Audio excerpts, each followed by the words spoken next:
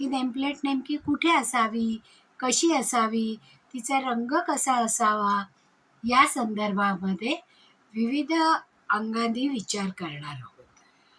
आता ही नेमप्लेट त्या घरात राहणाऱ्या लोकांना जर ती योग्य दिशेला असेल तर करिअरच्या उंचीवर पोचवते, पण ती जर योग्य दिशेला नसेल तर ती करिअरच्या मध्ये अडथळे आणते आणि करिअरमध्ये घसरण दाखवते, किंवा जसं पदोन्नती म्हणतो आपण तसं पदच्युत झाल्यासारखं, किंवा त्या घरामध्ये राहायला गेल्यामुळे म्हणजे त्या पद्धतीच्या नेमप्लेटमुळे आपल्या कुठल्याही कामामध्ये, करिअरच्या कामामध्ये जेवढं पाहिजे तेवढं सक्सेस आपल्याला मिळत नाही.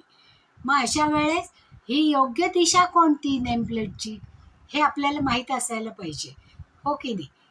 आता पहा, आपण जेव्हा दुसऱ्या कोणाच्या तरी समोर जातो त्यावेळेस सगळ्यात आपल्या शरीराच्या भागामध्ये चेहऱ्याकडे आणि डोक्याकडे लक्ष पहिल्यांदा जातं, कारण आपल्या डोक्यावर कपाळ आहे पहा, आणि त्या कपाळावर आपल्याकडे असं म्हणलं जातं की जेव्हा जन्म होतो आपला त्यावेळेस सटवाई आपलं भविष्य ही कपाळावर लिहित असते आणि त्याप्रमाणे आपलं नशीब हे घडत असतं. मग तसंच आपल्या घराचं नशीब जर आपल्याला चांगलं घडवायचं आहे, चांगलं करायचं आहे, तिथे राहिल्यामुळे यश आणि कीर्ती मिळायला पाहिजे, तर या आपल्या घराच्या कपाळावर नक्कीच आपल्याला नशीब लिहायचं आहे.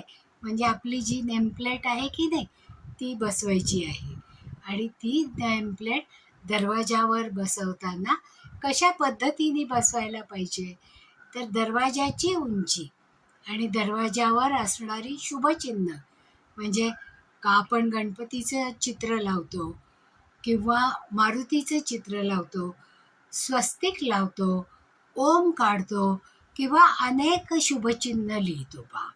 मग ही शुभचिन्ह दरवाजाच्या वरच्या भागामध्ये असतात, म्हणजे दरवाजाच्या कपाळावर असतात.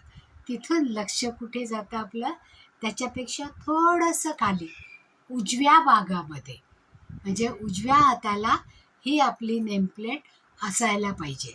म्हणजे घरामध्ये येणाऱ्या माणसाच्या उंचीपेक्षा थोडी उंच उजव्या बाजूला ही नेमप्लेट असणं गरजेचं आहे.